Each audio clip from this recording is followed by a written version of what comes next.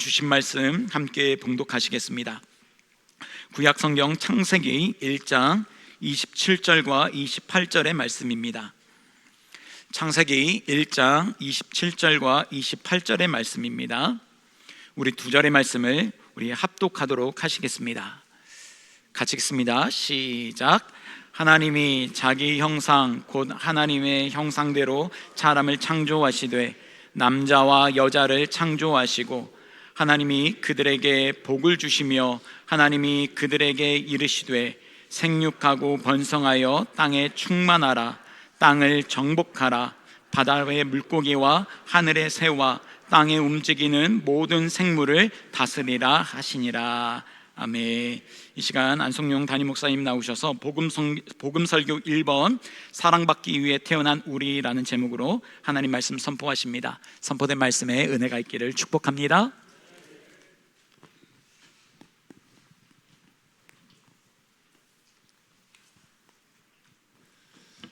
안녕하세요. 네. 오늘 방문하셨다가 등록하신 분들이 굉장히 많으시네요. 네, 이렇게 등록해 주셔서 감사하고요. 아직 방문만 하시고 등록하지 않으신 분들도 꽤 되시는 것 같습니다. 우리 교회에 이렇게 많은 사람이 등록하는 이유가 있을까요? 없을까요? 있어요. 하나님의 은혜가 있습니다. 주님의 역사가 있는 교회인 줄 믿으시고 등록하셨으면 좋겠고, 왜냐하면 제가 지금 5기 새가족 성경 공부를 인도하고 있는데 12월에 너무 바빠서 이거 마무리하고 1월 달에 6기를 바로 할 생각이에요. 벌써 인원이 새가족 등록하신 분들이 12분이 넘으신 것 같아요. 오늘 이렇게 등록하셨으니까 거의 20명 가까이 되는 것 같은데, 그래서 바로 1월 달에 6기 새가족 성경 공부를 할 거거든요. 그래서 제가 더 얼마나 더 새가족이 오는 거에 따라서 분반을 하든 뭘 하든 해서 빨리 진행할 생각이니까 등록하세요. 네. 오늘부터 제가 청년부를 담당합니다. 제가 청년부를 담당해서 이제 앞으로 주일 오후 예배 2시 예배가 여기서 진행되어지는데, 저는 그때 청년부실에서 청년부 예배를 드립니다. 이 얘기를 말씀드린 이유는 뭐냐? 2시에 제가 없더라도 어디 가서 놀고 있는 게 아니에요. 저는 청년부 예배실에서 청년부 예배를 인도하고 설교하고 있습니다. 그래서 제가 오후 예배 안 보인다고 해서 안성용 목사 어디 갔어? 찾지 마시라고 말씀을 드리고요.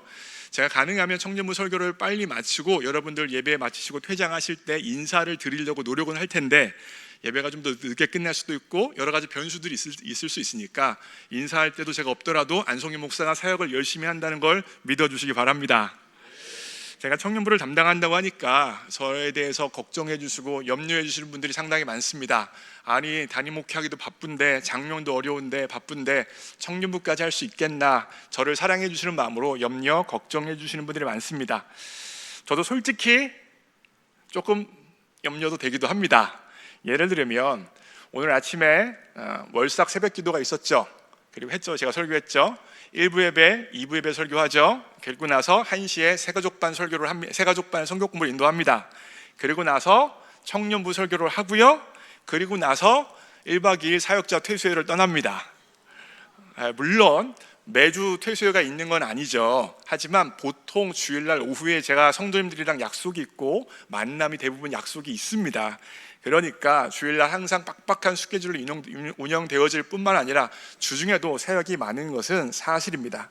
다만 미리 걱정하고 미리 염려하지 않으려고 합니다. 하나님이 두신 자리에서 최선을 다해서 할 일을 하려고 합니다.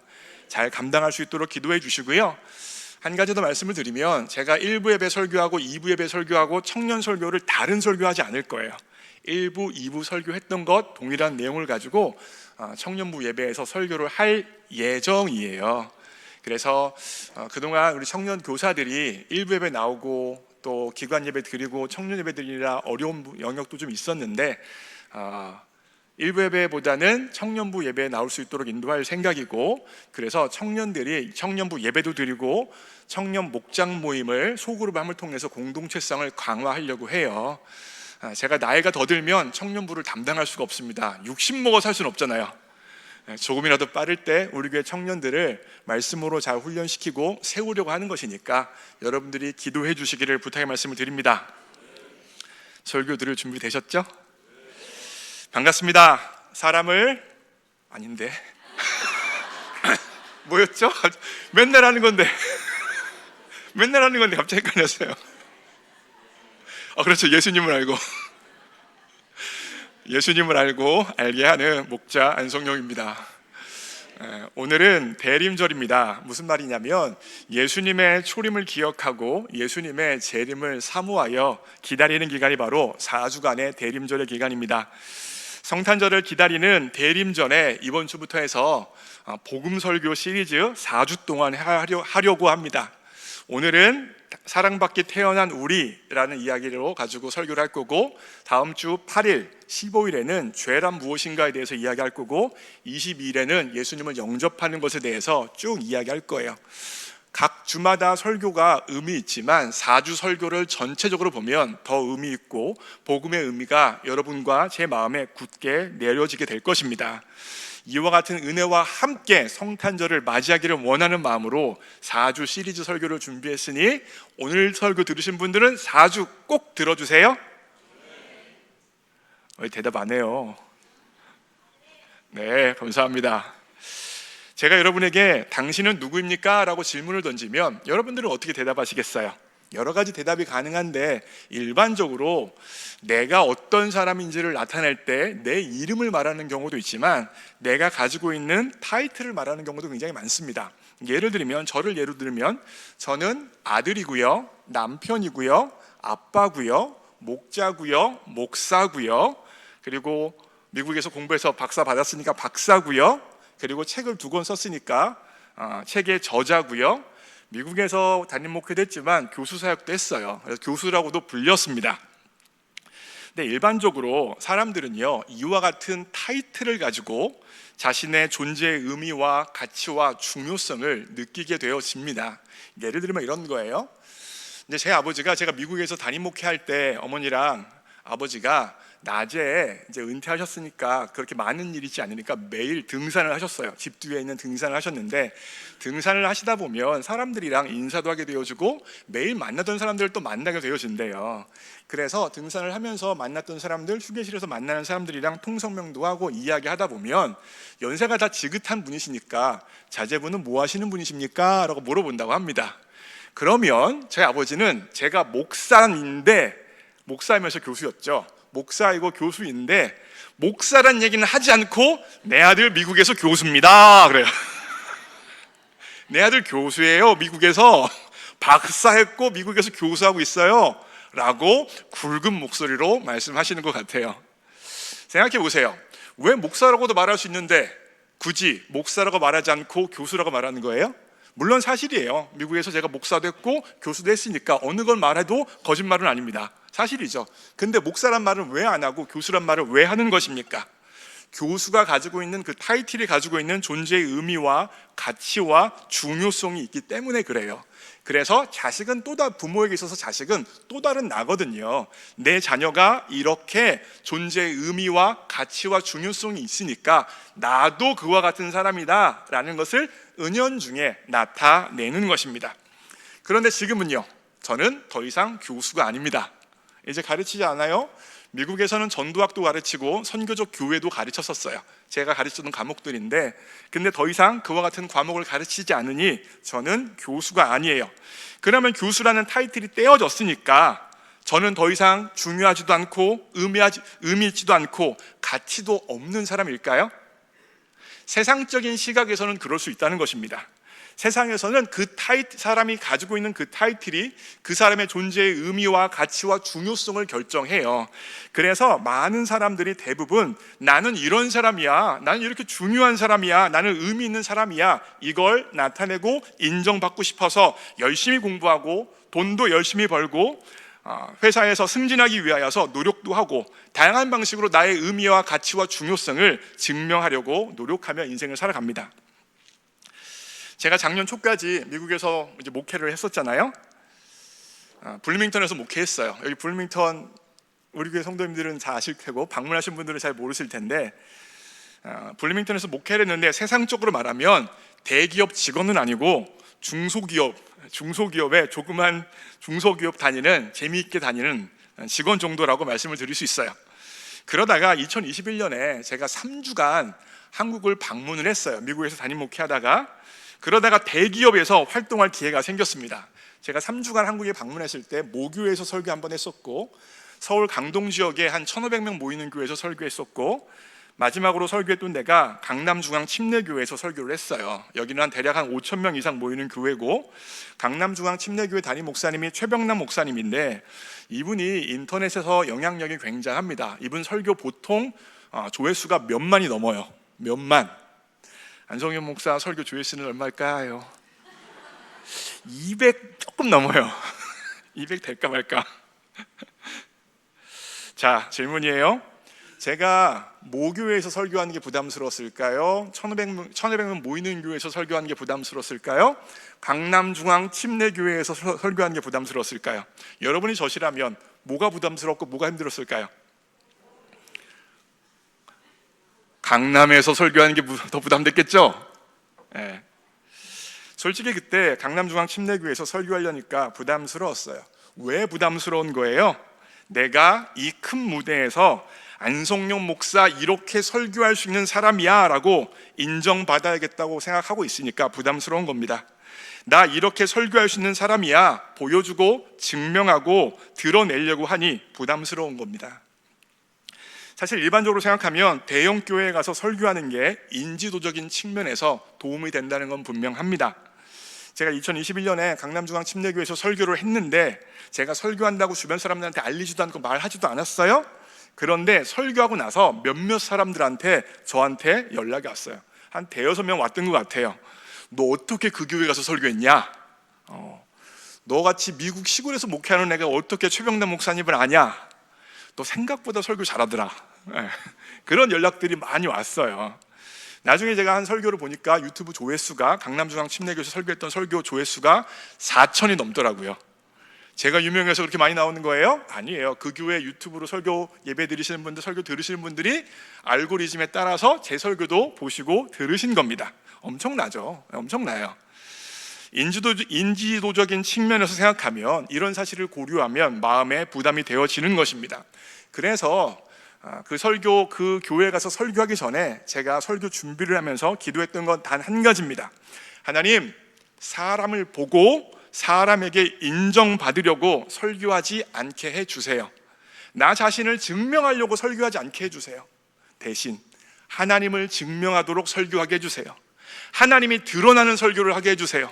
하나님의 은혜의 역사가 나타나는 설교를 할 수 있도록 나를 통로로 사용하여 주세요. 그렇게 간절하게 기도를 많이 하고 강남중앙 침례교회에 가서 설교를 했어요. 잘 됐을까요? 안 됐을까요? 보여주세요. 저는 2011년에 미국으로 유학을 떠났습니다. 석사과정 공부하려고 미국으로 떠났고요. 미국에 가서 한국과 여러 가지 차이점을 보게 되어졌는데 그 중에 한 가지는 바로 경찰에 대한 이해였습니다. 제가 물 한 번 먹고 갈게요. 맨날 조그만 데서만 설교하다가 큰 데서 하니까 뚜껑이 있었네요. 뚜껑을 못 봤어요. 네. 열심히 기도하고 설교하러 갔는데 굉장히 자연스럽게 그만 그렇게 열심히 기도하고 설교하러 갔는데 긴장해서 물뚜껑도 열지 않고 마셨어요. 근데 빵 터졌죠. 교회에서 아주. 저뿐만이 아니라 여러분도 나 자신을 증명하고 드러내고 인정받고 싶고 사랑받고 싶어서 인생을 살아가고 있어요. 모두가 다 마찬가지예요. 제 아버지만 그랬겠습니까? 저만 그러겠습니까? 여러분도 마찬가지입니다. 인정받고 싶고 사랑받고 싶고 박수받고 싶어서 우리 인생을 우리가 다 살아가고 있습니다. 모두가 다 사랑받고 인정받기 원하지만 사실 이 세상에서 사랑받고 인정받는 사람들의 숫자는 극소수에 불과합니다. 대부분 우리는 안성용 목사가 대형 교회 가서 설교할 때 물컵 뚜껑도 열지 않고 마신 것처럼 그 중요한 자리에서 실수하고 미끄러지고 실패하는 것이 우리 인생의 모습이라는 거예요.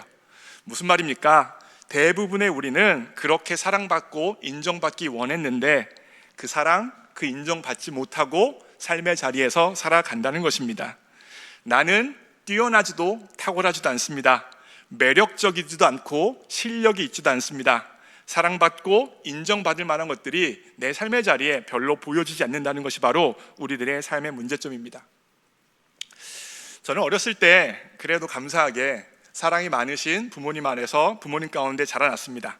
부모님에게도 참 사랑을 많이 받았고요. 그리고 교회에 가서 어렸을 때 사랑을 참 많이 받았어요.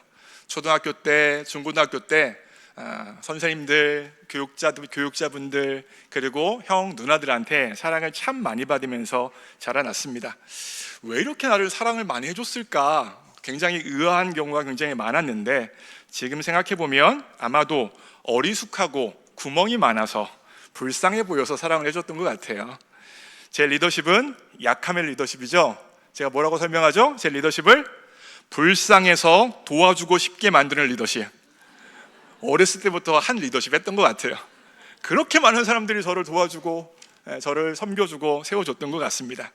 그렇게 사랑을 받고 자라났는데 사춘기에 들어가서 하나님의 사랑도 알고 하나님의 은혜도 알아서 하나님의 뜻대로 내 삶을 거룩하게 아름답게 살고 싶었는데 내 안에 거룩을 행할 수 있는 능력이 없다는 사실을 발견하고 그것으로 인하여서 괴로워하고 버거워하다가 끝내는 나 자신도 미워하고 혐오하는 사춘기 시절을 보내게 되어졌습니다. 나의 무능력이 너무 싫었고 내가 너무 미워서 어찌할 바를 모르는 세월을 보냈던 것입니다. 그러던 어느 날 기도 가운데 하나님께서 날 사랑하신다는 사실을 깨달아졌습니다. 내가 사랑받을 조건과 이유와 실력이 있어서가 아니라 내 연약함에도 불구하고 여전히 나를 사랑하시는 하나님의 은혜가 느껴졌던 것입니다. 그리고 그 무조건적인 하나님의 사랑에 의하여서 내 얼었던 마음들이 온전히 녹아내려졌습니다. 그렇다면 하나님께 반역하고 하나님이 원하시지 않는 죄를 범하며 하나님을 떠나고 있는 저 스스로도 저를 미워할 수밖에 없는 나를 하나님은 왜 사랑하셨을까요? 그것에 대한 해답이 되어지는 게 바로 오늘 본문 말씀 창세기 1장 27절의 말씀이에요. 읽겠습니다. 시작.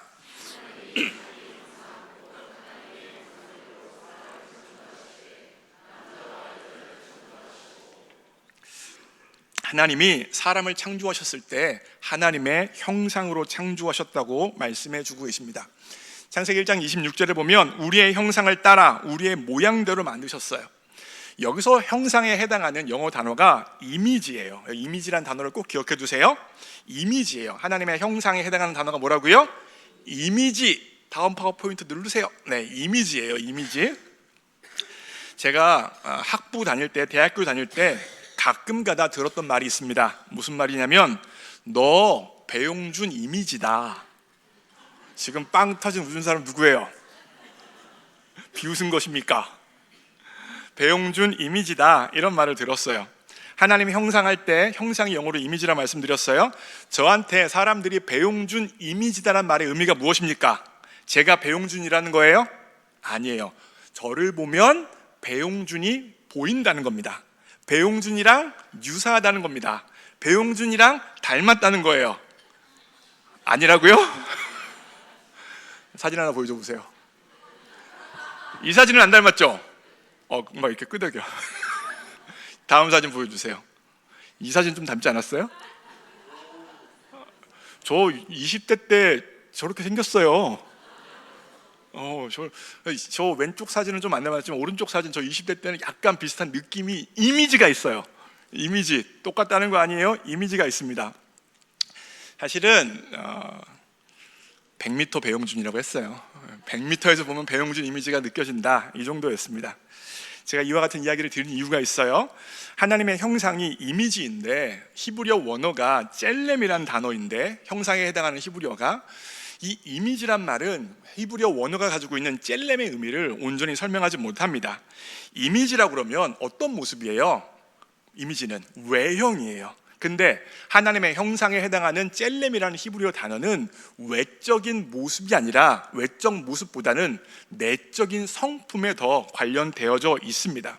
그러기에 이미지를 어쩔 수 없이 이미지라고 번역은 했지만 이미지라는 번역이 적절한 번역은 아니에요. 어쩔 수 없이 그 단어를 쓴 것뿐입니다. 그래서 어떻게 하면 하나님의 형상이라는 말을 조금 와닿게 번역을 하고 여러분에게 설명을 할 수 있을까 고민을 하다가 제 선생님이시죠, 하도균 교수님이 이 하나님의 형상을 뭐라고 설명하냐면 유전자라고 설명을 해요. 유전자, 지인이다 라고 설명을 하는 거예요. 그러니까 지인은요, 유전자는요, 외적인 모습일 수도 있지만 내 안에 있는 내적인 모습들, 다양한 것들을 다 표현할 수 있는 거잖아요.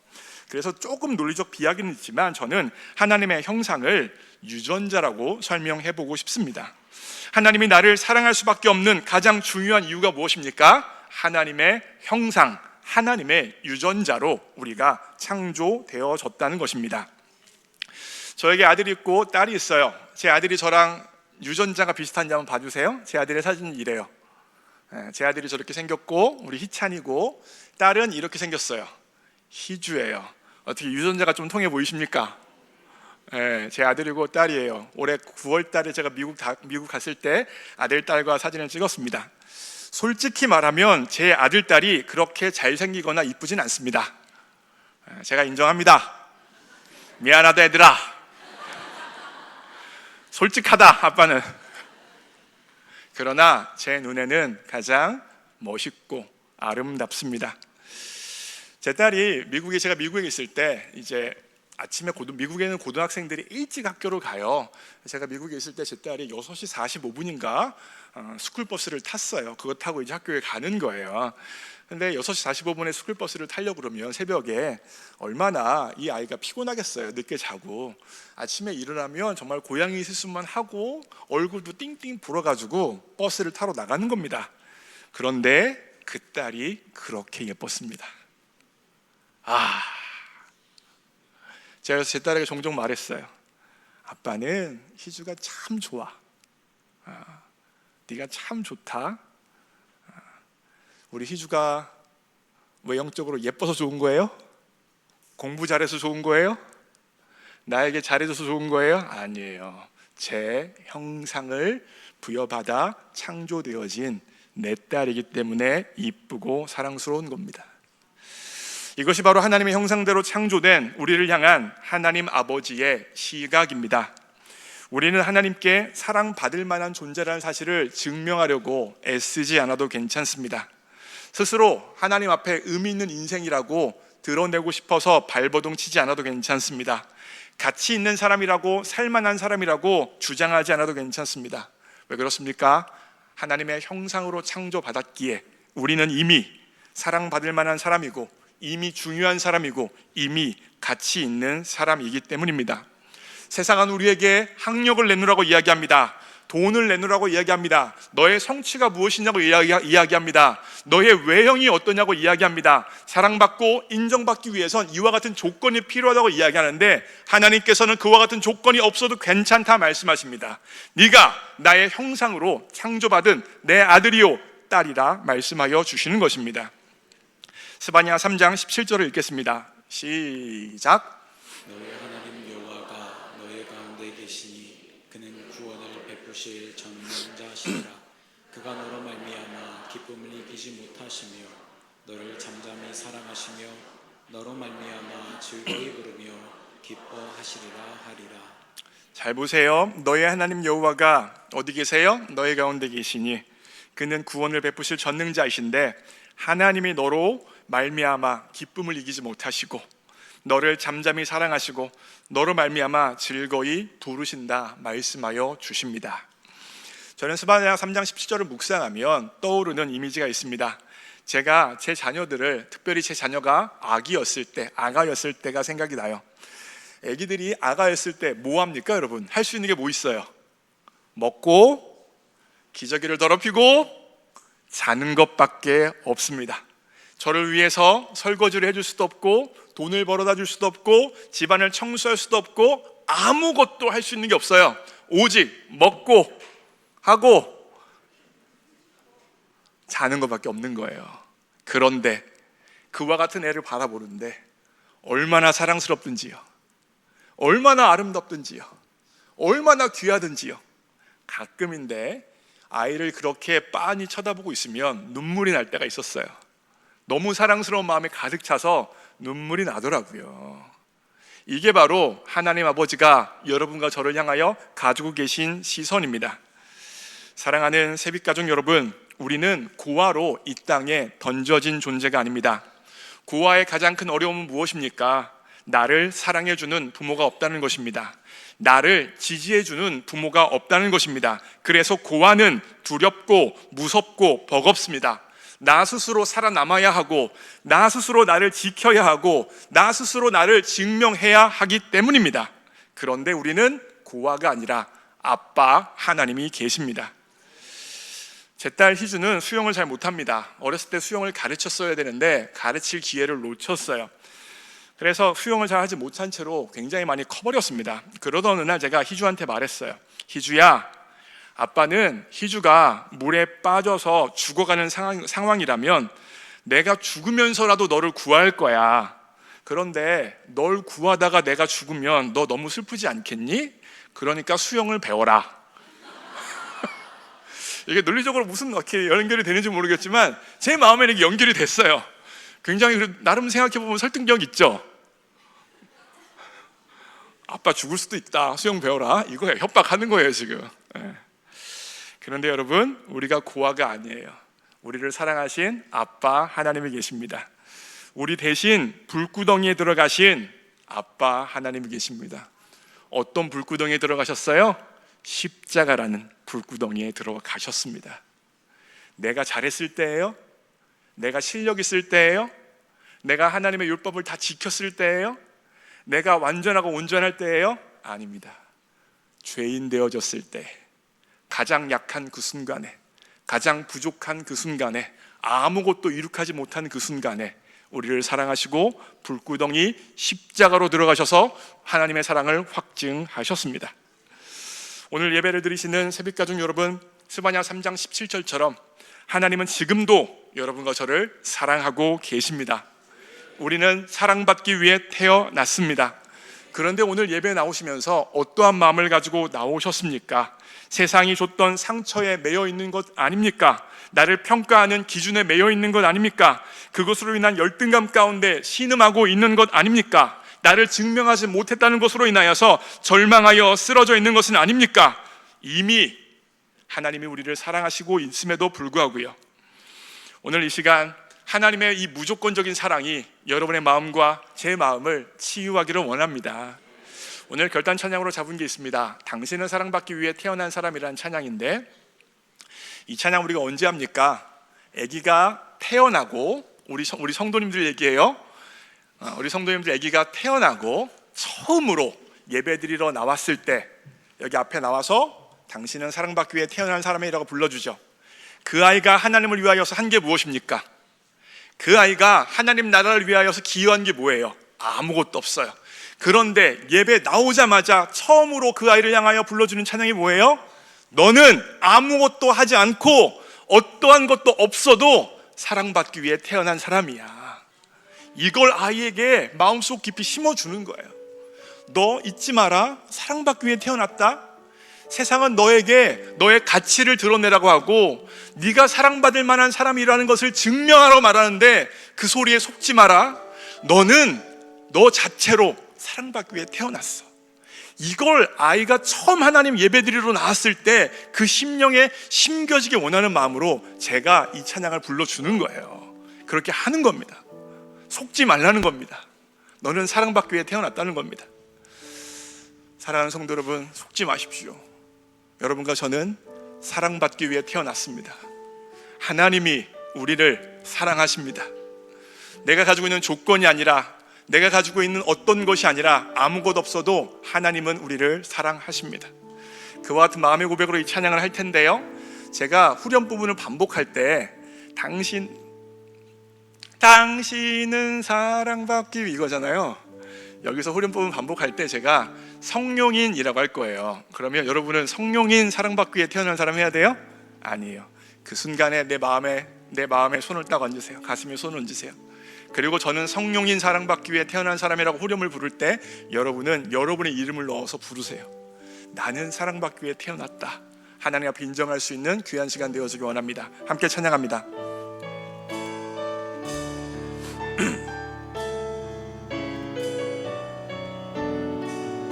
먼저는 서로 좀 축복할까요? 당신은 사랑받기 위해 태어난 사람.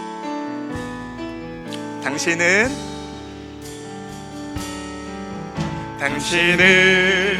사랑받기 위해 태어난 사람. 당신의 삶 속에서 그 사랑받고 있지요. 당신은 사랑받기 위해 태어난 사람. 당신의 삶 속에서 그 사랑받고 태초부터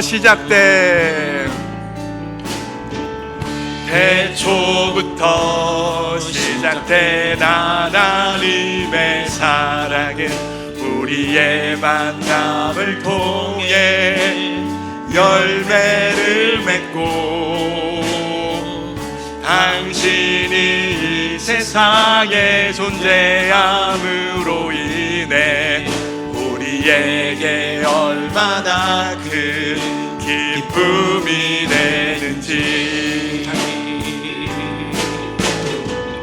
당신은 사랑받기 위해 태어난 사람. 지금도 그 사랑 받고 있지요. 당신은 사랑받기 위해 태어난 사람. 지금도 그 사랑 가슴에 손을 얹고 성령인 사랑받기 위해 자신의 이름으로 성령인 사랑받기 위해 여러분은 사랑받기 위해 태어났습니다. 하나님의 형상으로 태어났습니다. 하나님이 여러분을 사랑하십니다. 성령은 사랑받기 위해 태어난 사람. 지금도 그 사랑. 마지막으로 내 이름을 넣어서 한 번 더 찬양합니다. 당신은 사랑받기 위해 태어난 사람. 지금도 그 사랑 받고 있지요. 당신은 사랑받기 위해 태어난 사람. 지금도 그 사랑 받고 있지요. 사랑하는 성도 여러분, 세상의 소리에 속지 마시기 바랍니다. 네가 이것이 있어야 사랑받을 수 있다, 인정받을 수 있다, 의미 있다, 가치 있다, 너는 아무것도 아니다, 너는 사랑받을 수 없다, 너는 혐오스럽다 말하는 세상의 소리에 귀를 기울이지 말고 하나님의 형상으로 창조받았기에 나는 있는 모습 그대로 사랑받을 만한 사람이라고 하나님 앞에 고백할 수 있길 원합니다. 있는 모습 그대로 나를 사랑하시는 그 하나님의 사랑에 감격하기 원합니다. 그 사랑을 찬양하기 원합니다. 그 사랑에 감사하기 원합니다. 하나님, 아무것도 아닌 나를 이토록 사랑해 주셔서 감사합니다. 아무것도 아닌 나를 이토록 품어주셔서 감사합니다. 하나님 눈에 사랑받게 태어난 나를 만들어 주셔서 감사합니다. 주님의 이름 한 번 부르고 통성으로 기도합니다.